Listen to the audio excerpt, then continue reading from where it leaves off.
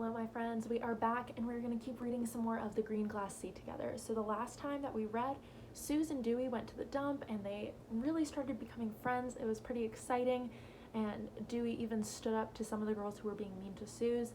And then they got home and Mrs. Gordon, Suze's mom, and Dr. Oppenheimer, who's kind of in charge of the whole hill, were sitting in the living room, and they said they had bad news. So we are going to find out what that bad news is.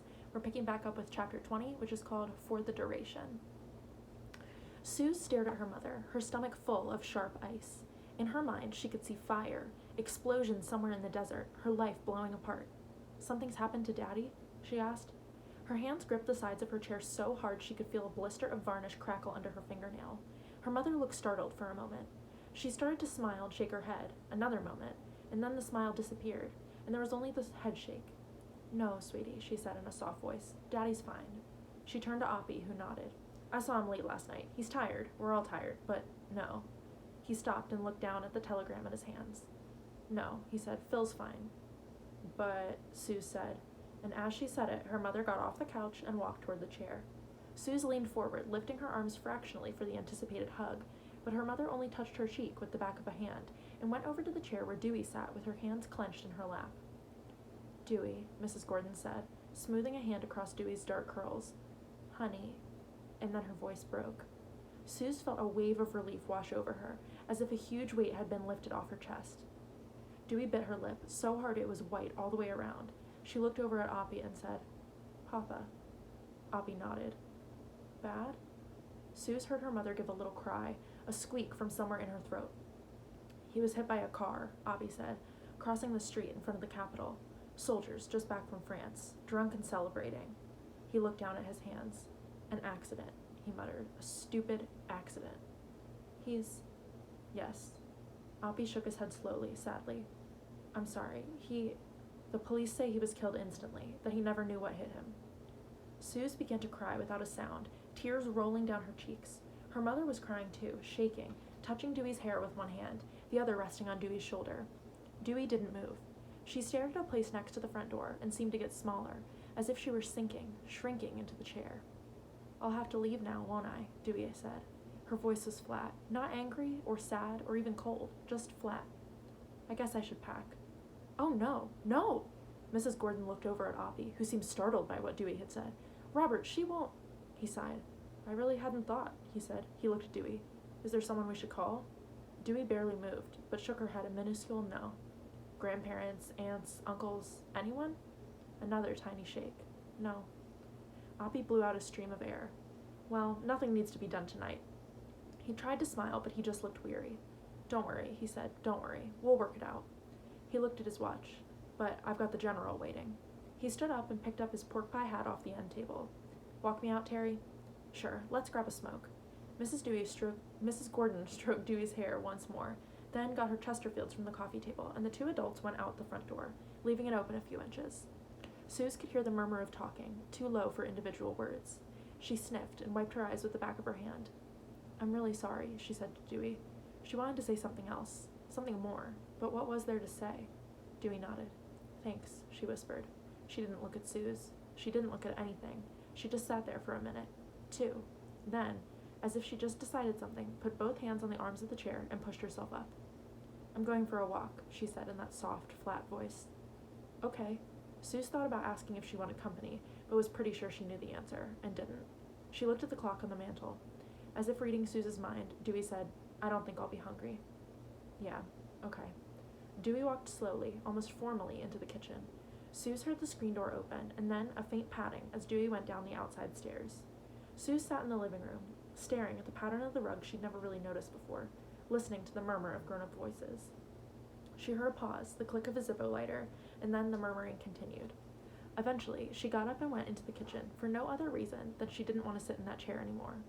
She was surprised by the small wooden drawer that lay on the oilcloth of the kitchen table. She'd forgotten it, as if it had been 100 years since she put it there. It had only been 20 minutes. Suze remembered being excited about it, but now it didn't seem important. She poured herself a glass of orange juice. Her throat was sore from being thirsty, and from crying. The juice stung a little going down, but the cold and sweet felt good. She closed her eyes and held the cool glass against her face, hot from the sun, flushed from tears. Sweetie, how are you doing? Her mother's voice came from the living room doorway and sounded, right then, as sweet and soothing as orange juice. Okay, I guess. Sue snuffled once and opened her eyes. I know. It's so hard to believe. Her mother pulled a chair out and sat down, close enough that Suze could smell the comforting, familiar smokiness of her hair. You read about the war, somewhere else. Hundreds of people probably died yesterday. But we knew this one. Suze nodded. She felt so strange, as if a big piece of the world had vanished, even though she'd only met Mr. Kerrigan once. She sat down. I'm glad it wasn't Daddy, she said finally, then put her hand over her mouth, because that seemed like the exact wrong thing to say. It was true, but it felt rude to be glad about anything. Me too, her mother said. She put an arm around Suze's shoulder and kissed her cheek. Seems like a crummy thing to think right now, but I guess that's human nature. There be for the grace of God. She looked around the kitchen. Where's Dewey? She went for a walk, Suze said. A pause. How come she didn't cry? It hits everyone differently. Maybe she wanted to cry by herself. Dewey's a pretty private person, you know. Yeah. Suze wouldn't have said it that way, but it was true. Mom? Yes, sweetie? What's going to happen to Dewey now? Will she have to leave? Her mother lit a Chesterfield and blew out a long stream of smoke before she answered. That's what Oppie and I were talking about outside. Poor kid. I don't think there's anywhere for her to go. Her grandmother's in a home, and no one's seen her mother for almost 10 years. No one knows where her mother is? That seemed impossible to Suze. How could a mother get lost? Not since Dewey was a baby. She looked for the ashtray. What's this drawer? She asked, moving it aside. The glass ashtray was underneath, and she tapped her cigarette into it. It's for my project, like a frame. Suze put it onto the empty chair. So what's going to happen? It's a muddle. That's what Oppie said. Dewey could easily fall through the cracks. How come? Well, Jimmy, her dad, her papa, was a civilian. If he'd been Army, there would be official government channels. And under normal circumstances, there are state agencies to take care of an orphan. But since this place is so darn secret, the state of New Mexico can't even know that Dewey Kerrigan of Los Alamos exists. Orphan. Suze was startled by the word.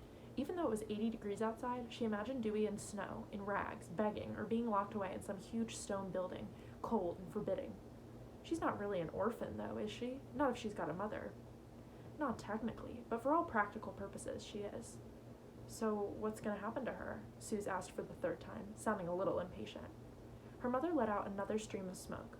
Well, legally, no one knows right now, but she can't go back to Morganville, not by herself, and the duplex can't stay empty long. There's still a housing shortage. Oppie says he'll take care of the paperwork so nothing has to be done immediately, but that only buys her a couple of weeks.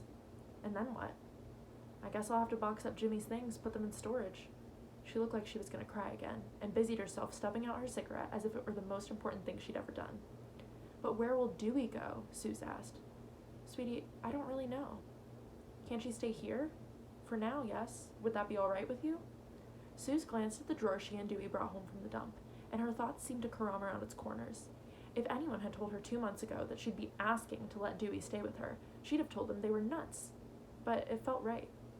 Yeah, there's plenty of room. Good. I like her too. That's settled, at least for the duration. How long is that? Till the war's over. No one's going anywhere until then. Suze started to ask another question, but her mother answered it before she'd gotten the first word out. If the tests that Daddy and the other fellows are working on are a success, we might see an end to it by fall, maybe even sooner. What if the gadget doesn't work? Suze asked, because it was obvious that was what they were testing, whatever it was. Oh, sweetie, don't even think that. If it's a dud, we're all back to square one, and they'll be invading Japan within a month. She drummed her fingers on the oilcloth as if trying to make up her mind, then lit another cigarette. Thousands more American boys dead, and the war could go on for years. It'll work. It has to. So what happens when the war ends? Well, now there's the $64 question. I haven't a clue. I suppose we'll fold up our tents here and go back to Berkeley. Good, said Suze. She wondered if their neighborhood had changed, if the war had made everything different, or if she could just slip back into her old life. Would we take Dewey home with us? Well, Daddy and I will have to talk about that, her mother shook her head, and I don't even know if we can. There are laws. She's got a mother out there somewhere. She rubbed her eyes with both hands, but let's cross that bridge when we come to it. She stubbed out her second cigarette, this time without even looking. In the meantime, she's more than welcome here. For the duration? For the duration. Thanks, Suze said. I'm glad you feel that way, sweetie. Her mother smiled, the kind of smile that made Suze feel warm all over, like she'd won a prize for being a good kid. And then, for the first time since she'd seen her mother and Oppie on the couch, she remembered Joyce and the mud and gave a little involuntary groan. What is it, Suze? Her mother patted her hand gently. I'm sorry, this is all happening so fast. It's tough for all of us. It's not that, Suze said, and let the that drift off because she wasn't sure what she was going to say next. What? Whatever it is, it's okay, sweetie. Suze was pretty sure that wasn't going to be true, but she took a deep breath and said, I kind of pushed Joyce into the mud this afternoon. In the next 2 seconds, her mother's face went from startled to almost amused, just her eyes, to a more typical mom look. I see. She raised one eyebrow, a signal Suze knew meant, tell me the rest. Okay, well, Dewey and I went to the dump to get this drawer, Suze said quickly, patting it on the chair next to her. And then Joyce and Barbara saw us, and Joyce called Dewey Screwy you know, that name, and tried to take the drawer away, so I pushed her, and she kind of fell into a puddle. I didn't mean for her to fall down or get her Girl Scout dress all dirty, but she called me a big fat truck, and Suze burst into ragged sobs that she hadn't known were coming. Not at all. She felt her mother's arm around her, felt a soft kiss on her forehead. What a miserable afternoon, Terry whispered. She held Suze while she cried, and when the sobs faded to sniffles and tears, pulled a hanky from her pocket. Blow, she said. Suze blew. I'll talk to Joyce's mother tomorrow, she said. Under the circumstances, I think we're going to let this one slide. But Suze, I know, Suze nodded. You don't even have to say it. Okay, I won't. She patted Suze on the shoulder and stood up. You want a hamburger? I need to eat something. Yeah, sure. Suze wasn't really hungry, but it was nice to have Mom home for supper.